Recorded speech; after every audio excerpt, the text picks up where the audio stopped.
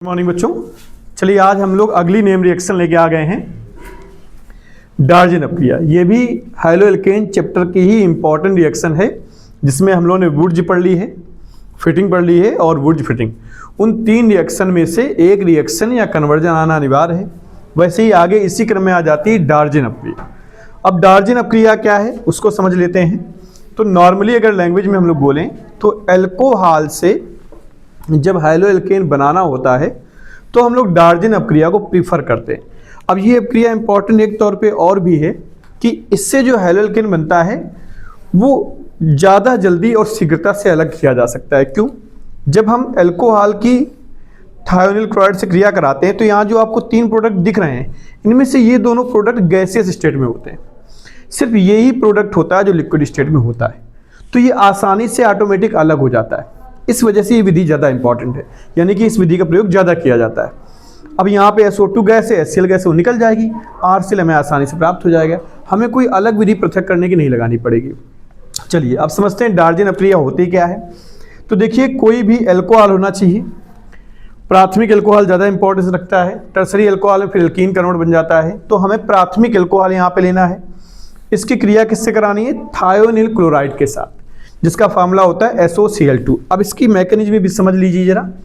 यहाँ पे हम R की जगह पे कोई भी एल्किल ग्रुप जैसे CH3, C2H5 आदि ले सकते हैं। और SOCl2 का मैकेनिज्म ग्रुप समझ लीजिए, ये हमेशा इसकी और भी आगे आपको रिएक्शनें मिलेंगी, तो इस प्रोसेस से आपको थोड़ा सा रिएक्शन करने में आराम रहेगी। थायोनिल क्लोराइड के तीन पार्ट मुख्य होते हैं। इसमें जो SO होता है वो पृथक हो जाता है, और जो Cl होता है ये भी अलग अलग रिएक्ट करता है। अब SO की रिएक्शन कैसे होती है? तो वो हमेशा अल्कोहल के O पार्ट से रिएक्ट करता है, और अल्कोहल के O पार्ट से रिएक्ट करके, या अल्कोहल की जगह कोई भी और होगा, अगर आप इसकी रिएक्शन करा रहे हैं तो O पार्ट से रिएक्ट करके SO2 बना लेता है। देखिए SO2 गैस अलग हो जाती है, और O पार्ट के बाद एक Cl H पे अटैक करता है, और H पे अटैक करके HCl बना लेता है, हाइड्रोजन क्लोराइड गैस। इसके बाद शेष बचा हुआ जो Cl होता है वो R से अटैक करके हमें एल्किल हैलाइड देता है। तो इस अपक्रिया को हम लोग क्या बोलते हैं? डार्जेन अपक्रिया। यानी अगर इसकी परिभाषा में लिखनी पड़े तो हम क्या लिखेंगे? किसी भी अल्कोहल की थायोनिल क्लोराइड से क्रिया कराने पर एल्किल हैलाइड हमें प्राप्त होता है। इस अपक्रिया को हम लोग क्या बोलते हैं? डार्जेन अपक्रिया।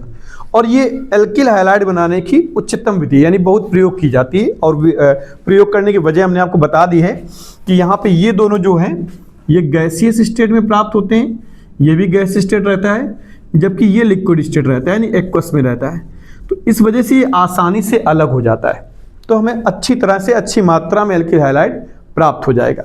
तो इस विधि को हम लोग क्या बोलेंगे? डार्जेन अपक्रिया। अब इससे संबंधित क्वेश्चन देख लेते हैं कि कैसे कैसे कन्वर्जन में क्वेश्चन आ सकते हैं। मान लो डार्जेन अपक्रिया सीधे लिख के नहीं आया, तो इसका दूसरा प्रारूप कैसे हो सकता है? तो जैसे पहला प्रारूप हमने लिखा है हाइलोएल्केन बनाने की विधि, ये एक हाइलोएल्केन की विधि भी है। अगर क्वेश्चन आ जाए कि हाइलोएल्केन की 5 विधियाँ आप लिखिए, तो एक विधि ये भी आप लिख सकते हैं उसमें डार्जेन अपक्रिया द्वारा। इससे भी हाइलोएल्केन ही बन रहा है।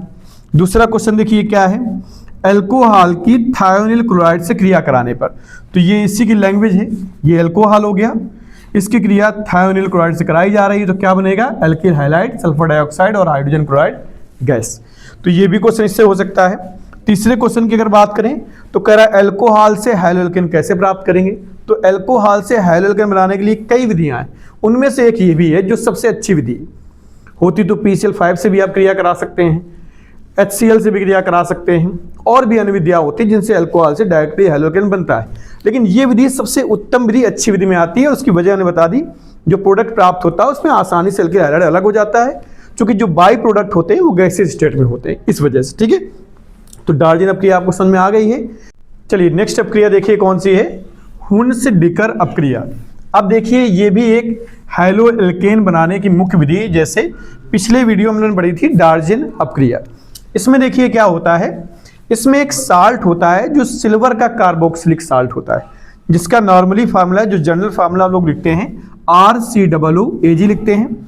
इसकी क्रिया ब्रोमीन से की जाती है, वो भी CCl4 की प्रेजेंस में। अब देखिए यहाँ CCl4 की प्रेजेंस की वजह क्या है वो भी हम लोग आगे समझेंगे, क्योंकि इंपॉर्टेंट है, इसकी वजह से रिएक्शन आगे बढ़ती है। क्योंकि रिएक्शन रिवर्सिबल रिएक्शन होती है तो प्रोडक्ट बैक होना स्टार्ट हो जाता है। ला सापेलिए नियम के अकॉर्डिंग इसको आगे बढ़ाने के लिए हम लोग CCl4 का प्रयोग करते हैं।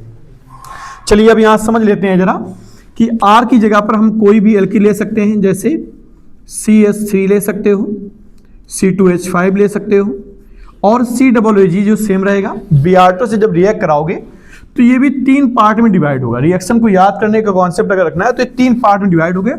देखिए R अलग हो जाएगा, CO2 और Ag, और यहाँ देखिए हमारे पास 2 Br हैं, तो दोनों Br में से एक Br जो है वो Ag से कनेक्ट हो जाएगा और एक Br जो है वो R से कनेक्ट हो जाएगा।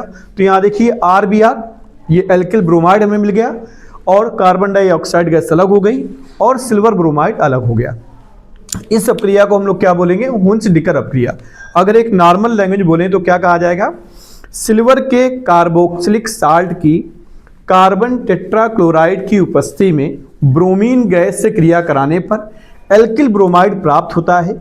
उस अपक्रिया को हम लोग क्या बोलते हैं? हुन्स-डिकर अपक्रिया। अब इससे संबंधित कुछ क्वेश्चन देख लेते हैं, जैसे पिछली वीडियो में लोग देखते रहे हैं। देखिए सबसे पहला क्वेश्चन क्या है? सिल्वर एसीटेट से मेथिल ब्रोमाइड। तो हमें पता होना चाहिए कि सिल्वर एसीटेट का फार्मूला क्या होता है। तो देखिए सिल्वर एसीटेट का फार्मूला होता है CH3COOAG। Ag सिल्वर हो गया, और एसीटेट आयन हम जानते हैं कि CH3COO को एसीटेट आयन बोलते हैं। तो इससे बनाना क्या है? मेथिल ब्रोमाइड, यानी कि RBr बनाना है। तो सिंपल सी बात है कि अगर हम इसकी रिएक्शन Br2 से करा दें CCl4 की प्रेजेंस में, तो CH3 के साथ Br ज्वाइंट हो जाएगा और कार्बन डाइऑक्साइड गैस अलग हो जाएगी और सिल्वर ब्रोमाइड अलग हो जाएगा। यानी ये हुन्स-डिकर अपक्रिया के द्वारा ये कन्वर्जन आसानी से किया जा सकता है। तो आपको ध्यान रखना है रिएक्शन के साथ कन्वर्जन भी कैसे किए जाएंगे। अगला देखिए जरा, हैलो एल्केन बनाने की विधि। तो अभी हमने बताया कि ये भी एक एल्केन हैलाइड की विधि है। तो 5 विधियों में से 2 विधियां तो आपको पता चल गई, एक डार्जिन अपक्रिया द्वारा और एक हुन्स-डिकर अपक्रिया के द्वारा। हो सकता है जैसे पिछले प्रश्नों में क्वेश्चन आ गया है कि कीटोन बनाने की 5 विधियां दीजिए, कार्बोक्सिलिक अम्ल बनाने की 5 विधियां दीजिए, या ईमेन बनाने की 3 विधियां दीजिए। तो वैसे ही हो सकता है इस बार क्वेश्चन आ जाए हैलो एल्केन बनाने की 3 विधियां दीजिए।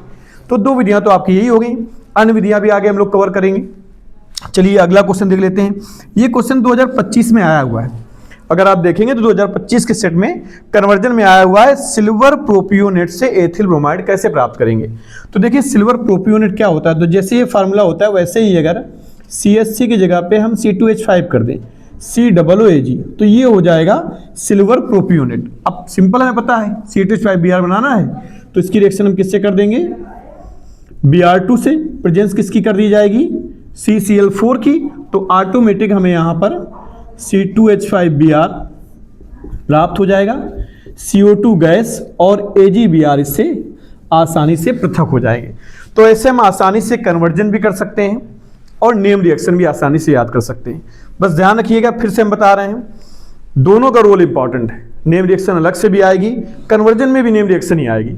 तो दोनों को समझें और देखें कि कैसे कन्वर्जन में इसका यूज करते हैं और कैसे हम लोग नेम रिएक्शन को लिखते हैं। ओके, आज के लिए बस इस वीडियो में इतना ही। नेक्स्ट वीडियो में मिलते हैं।